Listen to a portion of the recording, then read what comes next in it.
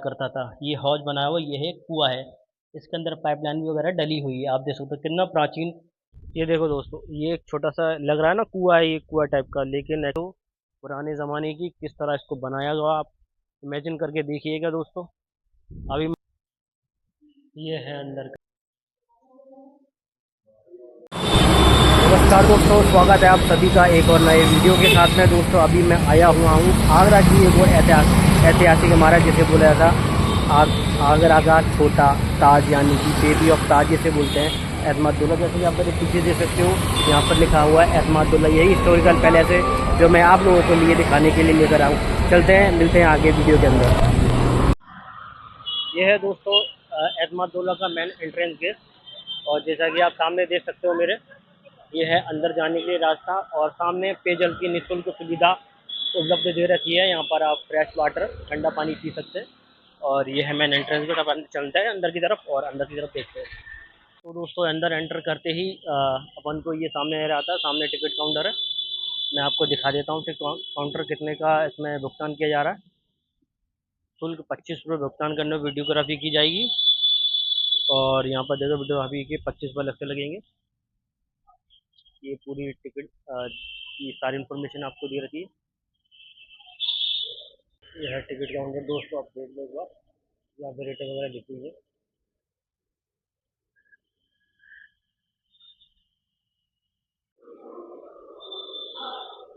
ये अंदर का कुछ नज़ारा आप इस तरह देख सकते हो, और ये व्हील चेयर भी है जो विकलांग लोग होते हैं उनके लिए। यहाँ पर एलईडी के माध्यम से बताया गया है, चित्राया गया है। ये दोस्तों टिकट ले लिया है मैंने। एक ये छोटा टिकट जो है 5 रुपये का है, और ये बड़ा टिकट जो है 25 रुपये का है। इस तरह दोनों मिलाकर 30 रुपये का। और दोस्तों आपको बता दूं, गर्मी अधिक पड़ रही है, जून का महीना है, 1 जून है आज। और कुछ नज़ारा आप यहाँ का देख देख ही सकते हैं कि किस तरह का माहौल है, सुनसान है। ज़्यादा पर्यटक आ नहीं रहे हैं, आसपास के एरिया में भी आप देखो सुनसान पड़ा हुआ पूरा। अभी कुछ लोग ही हैं जो यहाँ पर आए हुए हैं टहलने के लिए, क्योंकि सुबह मौसम सही था और अब मौसम बदल चुका है, अब हो गई है धूप। टिकट मैंने ले ली है, 30 रुपये की टिकट है।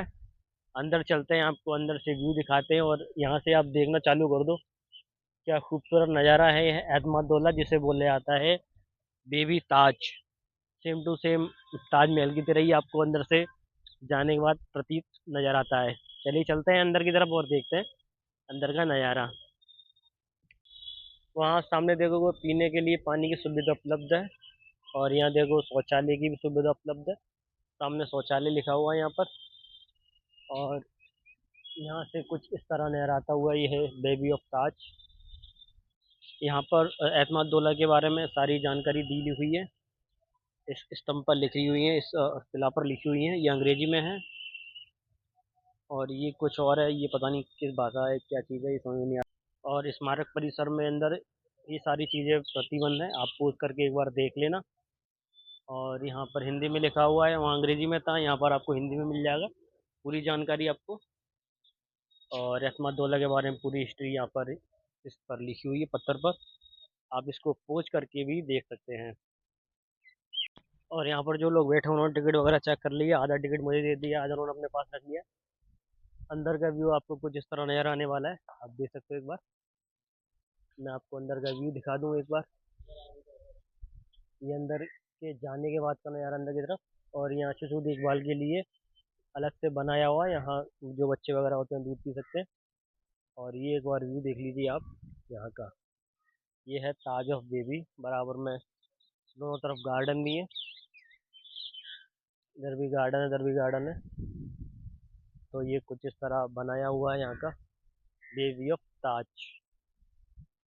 एक बार आप निहार सकते हैं, देख सकते हैं। और यहाँ ये कूड़ा रखने के लिए कूड़ादान पात्र लगाया हुआ है ताकि गंदगी ना फैले। और ये है ताज ऑफ बेबी, आप एक बार व्यू देख लो यहाँ का, कितना सुंदर और कितना भव्य है। काफ़ी पर्यटक कम है, और जो फॉरेनर है वो एक दुक्के ही आपको मिलेंगे, बाकी सब इंडियंस हैं जो कि यहाँ घूमने आए हुए हैं। ये जो आप नालियाँ देख रहे हो, ये है पुराने ज़माने की नाली, जहाँ से पानी बहकर आया करता था उस प्राचीन समय में। तो कुछ इस अकॉर्डिंग यहाँ पर ये बनाया हुआ है। लिए ये यहाँ का व्यू है, ये है जूता स्टैंड। और यहाँ से अपन अभी चढ़ेंगे आप ऊपर की तरफ। ये ऊपर जाने के लिए रास्ता बनाया हुआ है।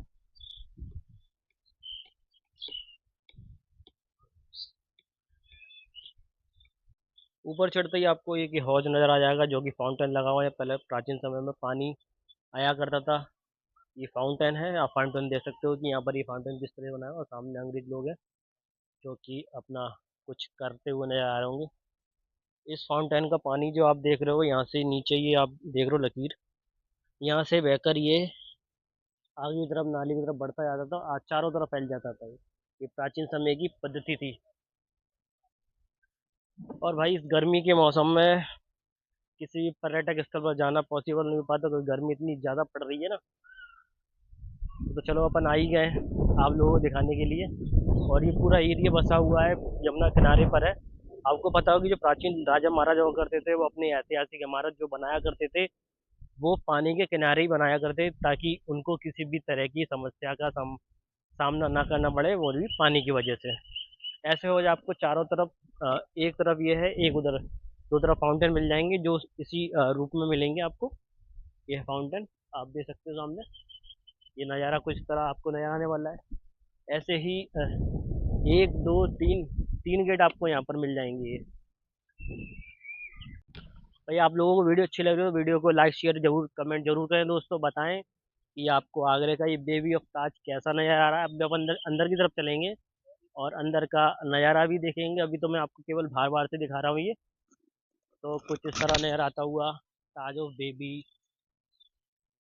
काफ़ी कम संख्या में लोग आपको नज़र आ रहे होंगे।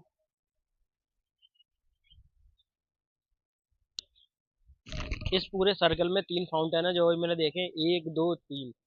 एक फाउंटेन ये रहा बैक साइड। तो ये है, और सामने आपको गेट नज़र आ ही रहा होगा, यहाँ से लो पब्लिक आ रही है। ये है फाउंटेन, और ये है आप देख लो बेबी ऑफ ताज। चलिए अंदर की तरफ देखते हैं और नज़ारा। ये जो आप दीवारें देख रहे हो, इनकी जो है संगमरमर की बनी हुई है। इस पर जो मेन काम है पत्तेकारी का, किस तरह से किया गया है आप देख सकते हो, कितनी बारीकी से किया गया होगा। ये देखो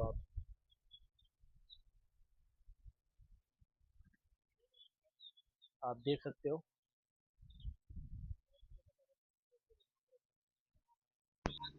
एतमाद-दौला या मिर्जा गियासुद्दीन या गियास बेग नूरजहाँ के पिता थे, जो मुगल महारानी और जहांगीर की पत्नी थी। बाद में उन्हें अकबर के बाद में मंत्री और एक भरोसेमंद कोषाध्यक्ष भी नियुक्त किया गया।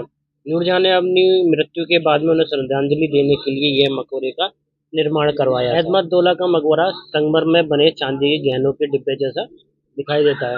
मिर्जा गियास बेग या एतमाद-दौला जहांगीर के दरबार में मुख्य कोषाध्यक्ष हुआ करते थे।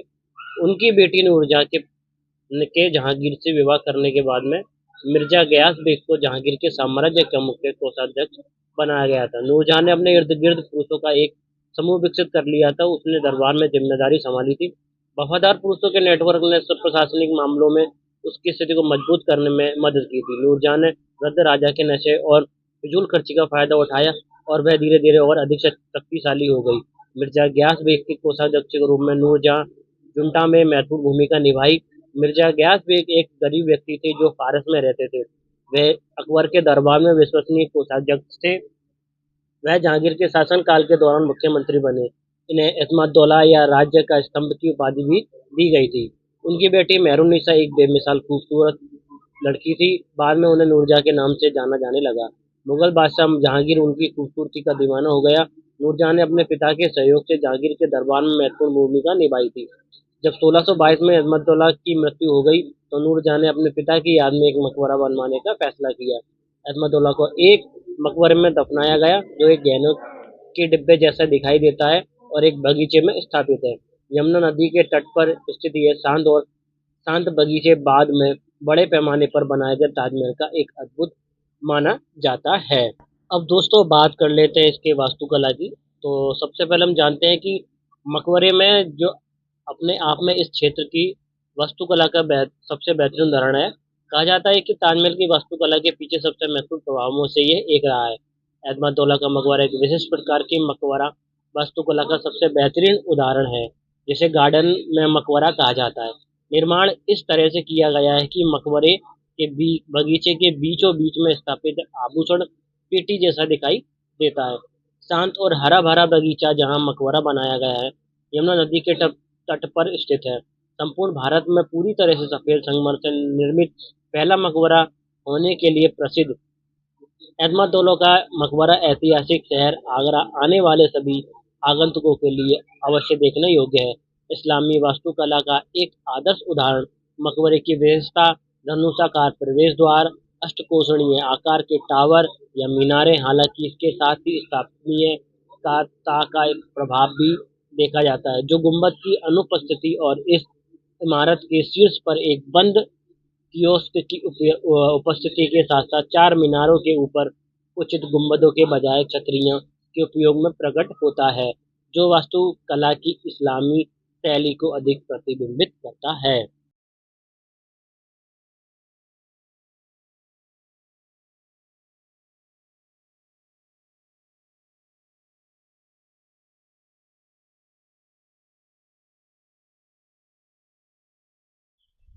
ऐसे जो आप देख रहे हो ये सारा ये तीन दिशाओं में फैला हुआ है, एक दो तीन, तीनों साइडों में आपको ये चीज़ें देखने को मिल जाएंगी। देखो यहाँ भी एक हौज बनी हुई है, हो सकता है यहाँ फाउंटेन वगैरह रहा हो, पहले यहाँ पानी एकत्रित होता जमा होता यहाँ से निकलता, ये जो नालियाँ देख रहे हो आप यहाँ से निकल के आगे की तरफ कहीं जाता होगा, ये है। और यहाँ से कितना खूबसूरत नज़र आ रहा है आपको, आप देख लो, बेबी ऑफ ताज इसे बोला जाता है एतमादुल्ला। इसकी मैं हिस्ट्री आपको डिस्क्रिप्शन में दे ही दूंगा और कुछ आपको एक्सप्लेन भी कर दूंगा, बता दूंगा इसके बारे में आपको। ये अभी रास्ता बन गया, हो सकता है जब इस रास्ते में कुछ ना कुछ अंडरग्राउंड कोई चीज़ होगी। अभी जाली वगैरह लगा दी गई, सीढ़ी है, लेकिन यहाँ पर आप देख सकते हो सीढ़ी है, ये किसी न किसी रास्ते में जा रहा होगा और ऊपर से ताला वगैरह लगा हुआ आप देख सकते हो।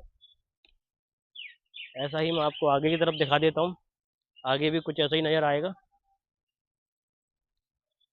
एक रास्ता ये है, आप देख सकते हो, यहाँ भी जाली लगाई हुई है, ये सीढ़ियाँ गई हुई हैं, सेम सीढ़ी वहाँ से, सेम सीढ़ी यहाँ से, यानी कि एक सीढ़ी दो सीढ़ी, और ऐसे ही रास्ते अंदर भूल भुलैया की तरह यहाँ पर फैले हुए हैं।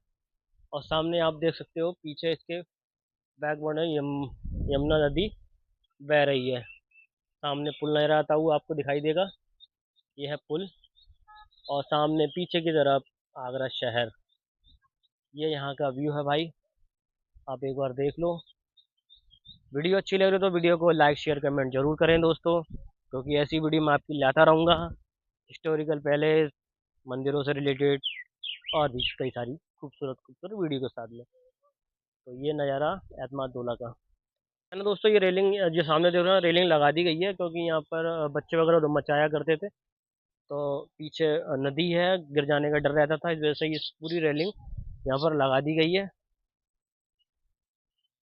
ये देखो दोस्तों, ये एक छोटा सा लग रहा है ना कुआं है, ये कुआं टाइप का, लेकिन एक्चुअली में कुआं होगा प्राचीन ज़माने का, क्योंकि यहाँ सामने आप देख सकते हो कि पानी के निकलने का कोई रास्ता दिया हुआ है, हो सकता है इसके पीछे कुआं है शायद, मेरे ख्याल से मैंने हिस्ट्री देखी थी किसी यूट्यूब पर, तो मुझे लग रहा है कि इसके पीछे कुआं है, जो शायद पानी के समय उस समय ज़माने में होगा, लेकिन अभी जब पानी पड़ता तो यहाँ शायद ये छोटी सी कुई टाइप की बना रखी है यहाँ पर।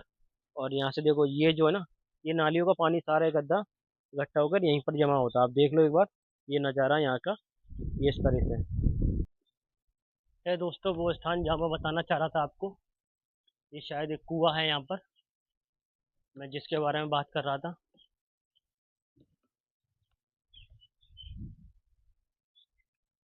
मैं नंगे पैर ही आ गया हूँ, आई थिंक। देखो आप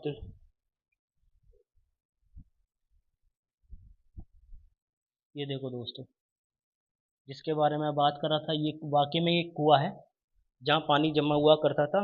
और उस समय यहाँ पर ये देख रहे हो आप, ये पाइपलाइन दे रखी है, उस ज़माने का ये है कुआं है जहाँ पर पानी इकट्ठा हुआ करता था, उस हौज के माध्यम से यहाँ तक जाया करता था। ये हौज बनाया हुआ ये है कुआं है, इसके अंदर पाइपलाइन वगैरह डली हुई है, आप देख सकते हो कितना प्राचीन ज़माने का यह कुआँ होगा। और ऊपर से जब बारिश आती है तो यहाँ पर भी पानी एकत्रित हो जाता है। और ये सिस्टम है यहाँ का। यहाँ पर एक हौज है, यहाँ के इधर भी, यहाँ पर भी पानी इकट्ठा हुआ करता हुआ उस समय, प्राचीन समय में। और जब अभी तो हाल फिलहाल ये नया निर्माण किया गया है, हो सकता है प्राचीन काल में कुछ अलग ही इसका मैटर रहा होगा। तो ये चीज़ थी दोस्तों जो मैंने आपको दिखा दी है। और यहाँ से आप एक बार व्यू और देख लो, माँ यमुना नदी का विहंगम दृश्य और सामने एतमादोला नज़र आता हुआ। अभी दोस्तों मैं एक सिक्योरिटी वाले भैया से बात कर रहा था, उन्होंने मुझे ये बताया है कि एक कुआँ यहाँ पर है, एक कुआँ साइड में, जो मैंने आपको दिखाया हुआ वाला, दो कुएँ हैं यहाँ पे। और प्राचीन समय में वो कुएँ पानी का काम करते होंगे। और ये जो आप देख रहे हो, जो मैंने आपको दिखाई है सीढ़ियाँ, इस सीढ़ियों के नीचे बने हुए हैं कई सारे कमरे। उस ज़माने में हो सकता है कि यहाँ के जो सेनापति या जो भी सिपाही वगैरह रहे होंगे वो यहाँ पर रहते होंगे। और शायद पीछे यमुना नदी है, तो यहाँ पर ही यमुना नदी का पानी वगैरह सिंचाई के योग्य के लिए लाया जाता होगा समय। तो उन्होंने थोड़ी सी मुझे ये वाली जानकारी बताई है, मुझे भी काफ़ी अच्छा लगा सुनकर ये वाली, क्योंकि प्राचीन समय का इतिहास तो दोहराया नहीं जा सकता, लेकिन जो चीज़ है वो तो है ही। और ये है खूबसूरत नज़ारा एतमादोला का, आप देख लो एक बार।